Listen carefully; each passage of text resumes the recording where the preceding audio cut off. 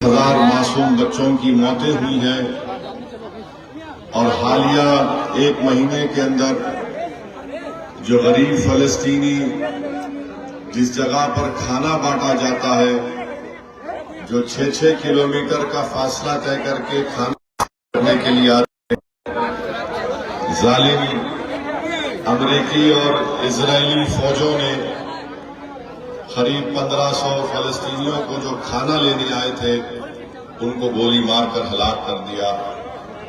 میری آپ سے ادباً گزارش ہے کہ ہم ان فلسطینیوں کو نہ بھولیں،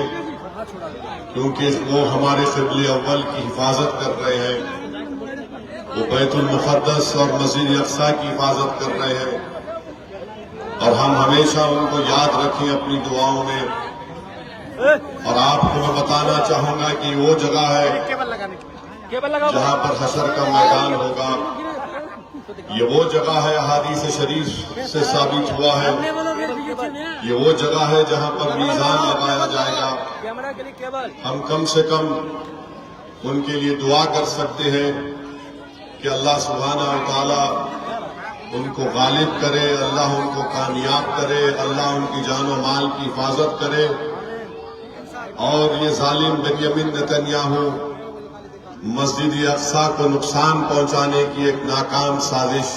رچا رہا ہے، اللہ اس کو بھی نست و نابود کر دے۔ میرے عزیز دوستوں اور بزرگوں، وہیں پر ہم کو کہنا پڑے گا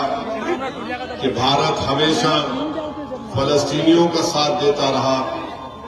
اور آج کے موجودہ حکومت نریندر مودی کی سرکار بنیامین نتنیاہو سے اتنے قریب ہو چکی ہے کہ 65,000 فلسطینیوں کی موت ان کو نظر نہیں آتی، 20,000 معصوم بچوں کی موت ان کو نظر نہیں آتی،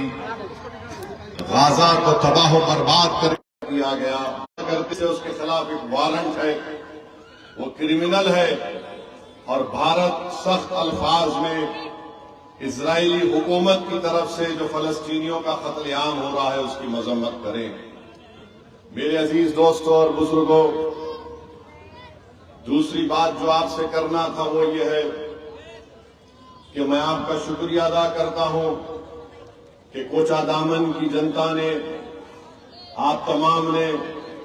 پارلیمنٹ کے الیکشن میں بھاری اکثریت سے ووٹ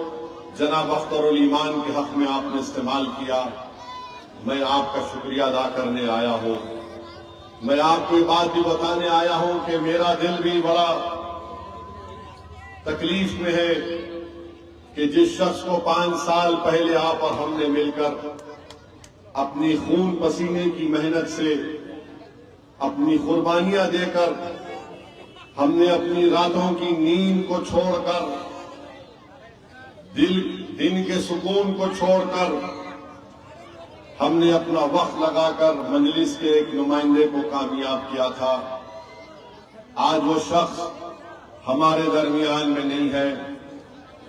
اس شخص نے الیکشن جیتنے کے بعد مجلس کو یہ کہہ کر چھوڑا کہ میں مجلس میں رہ کر کوچہ دامن کی جنتا کے لیے وکاس کے کام نہیں کروا سکتا۔ اس شخص نے ایک بہانہ بنا کر کوچہ دامن کی عوام کے پیٹھ میں خنجر گھونپا۔ اس شخص نے اپنے ضمیر کی نیلامی کر کے سیمانچل کی عوام کے پیٹھ میں خنجر گھونپا۔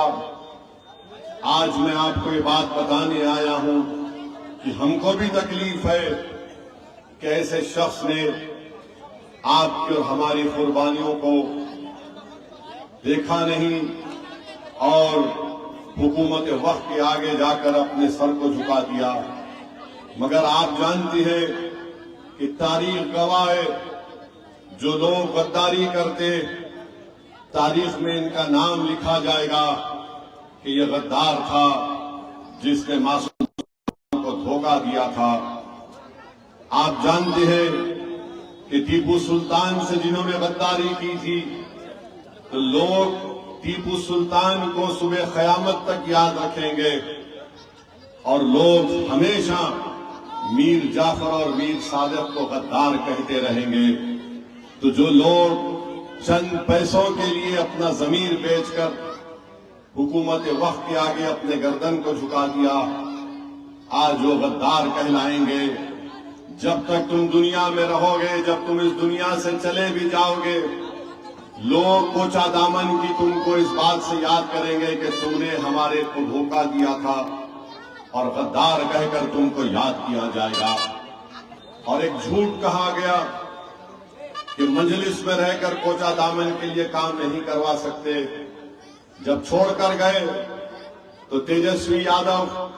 بہار کے اپ مکھیہ منتری تھے،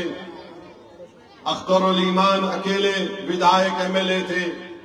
اخترالایمان صاحب نے اپنے ویدھان سبھا میں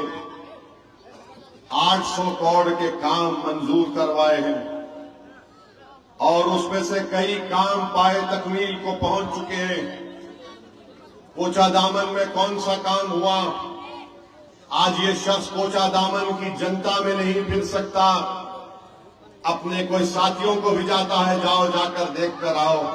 ہم سے جڑے رہنے کے لیے ہمارے YouTube چینل کو سبسکرائب کریں اور نئی ویڈیو کی نوٹیفیکیشن کے لیے بیل آئیکن کو دبائیں۔